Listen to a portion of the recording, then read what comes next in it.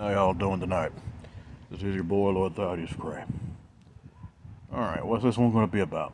Excuse me. This one's going to be a little different than what I've done before. I've done similar types of things, but this isn't going to be about a cryptid or anything like that. It's a different type of phenomena.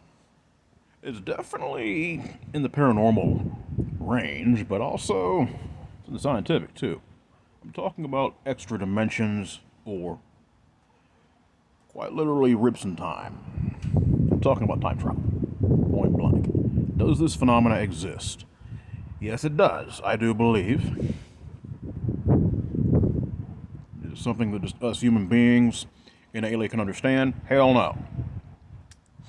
Time travel in itself is not linear. That's one thing I do know. I do also know, just from things I've seen, and just, even folks I've talked to, time is not simply past, present, future. There's a multiverse of realities. Think about, I think it's called it's not the Pandora effect. It's something else, but it's an effect. It was based off an African ruler. Unfortunately, I just can't remember it off the top of my head, and me trying to figure it out ain't gonna work. But that effect is quite literally the Mandela effect. That's what it's called. The Mandela effect is quite interesting in itself. Give you an example. Like, I remember when I was a kid, I could have swore, excuse me, that in the old Star Wars, I remember watching this with my daddy, and pretty much we'd be sitting down and watching this. I remember this one scene from one of the trilogy, the original, was where, of course, Vader is saying to Luke Skywalker, "Luke, I am your father." That's what I thought. Yeah, you go ahead and look in that now. He doesn't say that. He says, "I am your father." I think he says something along the lines of, "I'm your father," and of course Luke is like, "No," and of course Vader is like, "It's true." That in itself is not what I remember as a kid, but obviously the memory, of course, is not. It's finite. Number one. Number two, it's also flawed. But there is more than one person who seems to have experienced this. And of course, I've talked to folks from John Graham to other individuals who have had similar past experiences, and that in itself is crazy, and not in a bad way. It's just fact. And what is that if not an extra type of temporal interruption in something? Time travel. I believe someone maybe in the past did something that altered our present now. I don't understand how all that works. I'm not even going to try, but I do believe it exists. Also, there was another story of a individual from I want to say he came from a linear or an alternate realm, but in this alternate universe or reality, there was a land called Torad, and this gentleman come from this place. And it's really strange about how this happened. If I remember right, I can't remember the details, but he came from a country.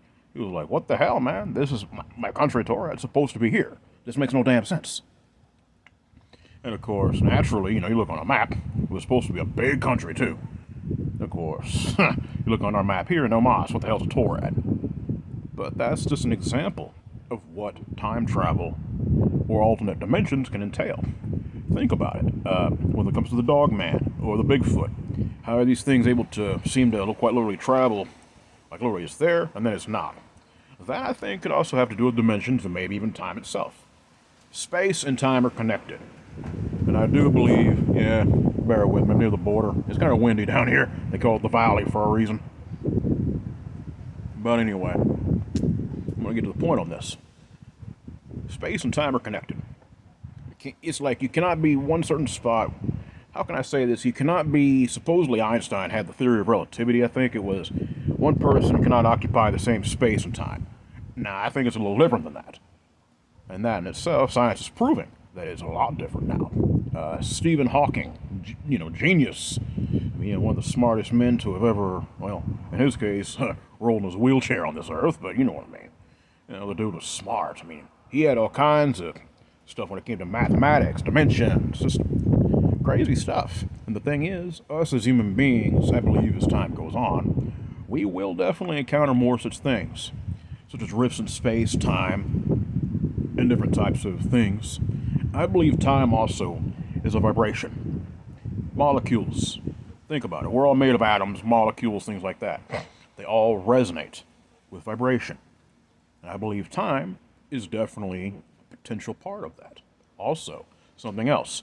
People are like, why is God called the Alpha and the Omega? Simple. I think our understanding of time itself is a man-made concept. I believe, Daddy, the Lord, exists outside of time. He's always been there. He is now, and he's always going to be. It's just how things are. So it's only natural that he can look quite literally because he exists outside of this construct in which we're all in this mortal shell, this mortal coil. I believe it's only fair that the Father, Creator, can see what's down the road, or of course we don't. That in itself, the ability to see the future. Why do you think many of his prophets were ordained with such things? They're able to see things through the veil of time. They're able to see realities, of course, which, of course, we couldn't understand. They saw the future.